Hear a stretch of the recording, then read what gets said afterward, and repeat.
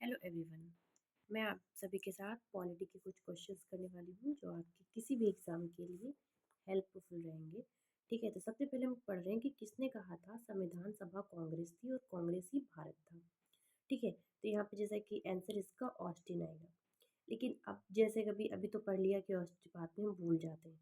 तो ये चीज़ याद रखना कि संविधान सभा जो बन रही थी तो उस टाइम कांग्रेस का बहुत ज़्यादा जोर शोर चल रहा था। ठीक है, तो ये आप कभी नहीं भूलेंगे कि संविधान सभा कांग्रेस थी और कांग्रेस ही भारत था। ये बात किसने कही थी? ऑस्टिन ने कही थी। मतलब जैसे ही संविधान सभा और कांग्रेस थी और कांग्रेस भारत था, ये बात किसने कही? तो ये बात ऑस्टिन ने कही। ये चीज़ आपको याद रख लेना है कि संविधान सभा जब बन रही थी तो सबसे ज़्यादा कांग्रेस का उस टाइम जोर शोर था। ठीक है, तो शायद आप कभी इसे नहीं भूलेंगे।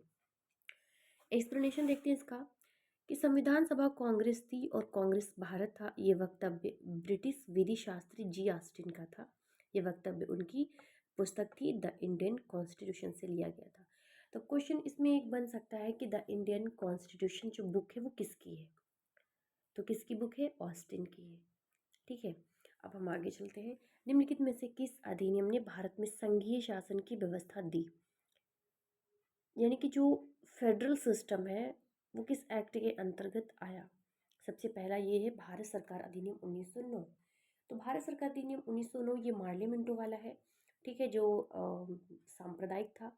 भारत सरकार अधिनियम 1919 ये मोंटेग्यू चेम्सफोर्ड का है। एंड उसके बाद भारत सरकार अधिनियम 1935 और भारतीय स्वाधीनता अधिनियम 1947 यानी कि 1947। तो इसमें कि इसका आंसर जो होगा फेडरल सिस्टम, सभी को पता होगा कि भारत सरकार अधिनियम 1935 इसका आंसर है। देखिए, भारत सरकार अधिनियम 1935 के तहत अखिल भारतीय यानी कि अखिल भारतीय संघ की स्थापना के रूप में भारत में संघीय शासन की व्यवस्था प्रस्तुत की गई। ठीक है, तो इसका क्वेश्चन क्या हो जाएगा कि फेडरल सिस्टम जो है वो किस एक्ट के अंतर्गत स्टार्ट हुआ? तो वो स्टार्ट हुआ भारत सरकार अधिनियम 1935 के अंतर्गत। अब हम अगले क्वेश्चन पे चलते हैं। अगला क्वेश्चन है हमारा, भारतीय सिविल सेवा के संदर्भ में निम्नलिखित में से कौन सा कथन सही है? भारत सरकार अधिनियम 1919 में भारतीय सिविल सेवा के लिए एक अलग परीक्षा का प्रावधान किया गया जो भारत में होनी थी। अभी हमने पढ़ा था कि 1919 का कौन सा है? 1919 जो है वो मोंटेग्यू चेम्सफोर्ड वाला पढ़ा था ना, मैंने अभी बताया ना, तो ये उसी के अंतर्गत है। फिर है कि भारतीय सिविल सेवा में 1941 में भारतीयों का प्रतिशत यूरोप वासियों से अधिक था। तो बताइए कि इसमें से कौन सा कथन सही है? दोनों कथन सही है कि एक कथन सही है कि दोनों कथन गलत है? ठीक है, या केवल दो कथन सही है? तो अब हम इसका एक्सप्लेनेशन भी देख लेते हैं। इसका कथन है कि फर्स्ट और सेकंड दोनों कथन जो इसके हैं वो सत्य हैं। कैसे सत्य हैं? चलिए हम एक्सप्लेनेशन देखते हैं। भारत में आधुनिक मेरिट आधारित सिविल सेवा परीक्षा आईसीएस का प्रारंभ 1854 में लंदन में सिविल सेवा आयोग की स्थापना की गई। 1855 में इसके लिए प्रतियोगी परीक्षा लंदन में ही आयोजित की जाने लगी। भारतीयों की लगातार मांग के बावजूद यह परीक्षा भारत में ना होकर के लंदन में ही होती रही। लेकिन जब हमारा भारत सरकार अधिनियम 1919 आया उसमें ये प्रोविज़न किया गया कि 1922 से आईसीएस की परीक्षा भारत में होनी प्रारंभ हुई। सबसे पहले यह इलाहाबाद में स्टार्ट हुई और बाद में दिल्ली और लखनऊ में भी इसकी परीक्षा स्टार्ट हो गई थी। ठीक है, भारतीय सिविल सेवा में 1930 के दशक के अंत तक यूरोप वासियों की उपलब्धता भारतीय सिविल सेवा में कम होती गई। इस सेवा में 1941 तक स्पष्ट रूप से भारतीयों का प्रतिशत यूरोप वासियों से अधिक हो चुका था।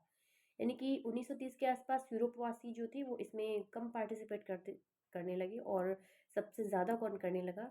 यानी कि सबसे ज़्यादा कॉम्पिटिटर आ गए थे हमारे इंडियन। ठीक है, सबसे ज़्यादा कौन हो गया? भारतीयों का परसेंटेज यूरोपवासियों से ज़्यादा हो गया। तो आप सभी को याद होगा। लेकिन एक क्वेश्चन इसमें ये बन सकता है कि जो आईसीएस की परीक्षा जो हम लोग की स्टार्ट हुई वो सबसे पहले जैसे ऐसे लगे दिल्ली नहीं, सबसे पहले कहाँ स्टार्ट हुई? इलाहाबाद में स्टार्ट हुई और बाद में दिल्ली में स्टार्ट हुई। इसके साथ हम एक दो फैक्ट भी याद कर लेते हैं। ब्रिटिश भारत में गवर्नर जनरल को 1861 के भारतीय परिषद अधिनियम से ही विधान परिषद की अनुमति के बिना अध्यादेश जारी करने की शक्ति प्राप्त हुई थी। तो इसे क्वेश्चन बन सकता है कि किस अधिनियम के अंतर्गत अध्यादेश जारी करने की शक्ति गवर्नर जनरल को मिली थी? तो कब मिली थी? 1861 में। यानी कि अध्यादेश जारी करने की शक्ति कब मिली थी? 1861 के अंतर्गत। दूसरा क्वेश्चन है, मतलब दूसरा फैक्ट इसका, कि भारतीय परिषद के तहत, मतलब किस भारतीय परिषद एक्ट के तहत भारतीय सदस्यों को बजट पर बहस करने की शक्ति दी गई? तो वो है 1892। मतलब 1892 के भारतीय परिषद अधिनियम के तहत भारतीय सदस्यों को बजट पर बहस करने की शक्ति दी गई। तो क्वेश्चन बनते हैं कि भारतीयों को बजट पर बहस करने की अनुमति किस एक्ट के अंतर्गत दी गई? तो 1892। गवर्नर जनरल को अध्यादेश जारी करने की शक्ति किसके अंतर्गत दी गई? तो वो किसके अंतर्गत दी गई? अभी हमने ऊपर पढ़ा था 1861। तो ये दोनों क्वेश्चंस आपको समझ आ गए होंगे। पहला है कि 1861 में अध्यादेश है और 1892 में भारतीयों को बहस है। हम अगले क्वेश्चन पे चलते हैं। 1909 में भारतीय परिषद अधिनियम के अंतर्गत मुसलमानों के लिए पृथक निर्वाचन, ठीक है, यानी कि पृथक निर्वाचन यही लेकर के आए थे मार्ले मिंटो। इनको क्या बोलते थे? Morley Minto. मार्ले मिंटो सुधार भी बोलते हैं 1909 के। दूसरा आता है 1909 के अंतर्गत भारत सरकार अधिनियम में ये व्यवस्था न केवल जारी रही बल्कि इसे सिखों, यूरोपियों, भारतीय ईसाइयों एवं आंग्ल भारतीयों के लिए भी विस्तारित कर दिया गया, ठीक है, यानी कि 1919 में क्या कर दिया गया? इसका विस्तार कर दिया गया, ठीक है।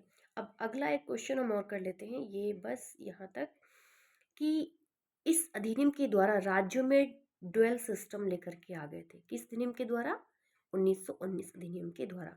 भारत सरकार 1935 के अंतर्गत प्रांतों में द्वैध शासन को समाप्त करके कहाँ लगा दिया गया? द्वैध शासन केंद्र में स्टार्ट कर दिया गया, ठीक है। यानी कि जो ड्यूअल सिस्टम राज्यों में लगाया गया था, अब उसको 1935 के अंतर्गत प्रांतों में जो द्वैध शासन था उसको समाप्त करके कहाँ पहुंचा दिया? सेंटर में, ठीक है, सेंट्रल में। तो सेंट्रल में द्वैध शासन को स्टार्ट कर दिया गया, ठीक है।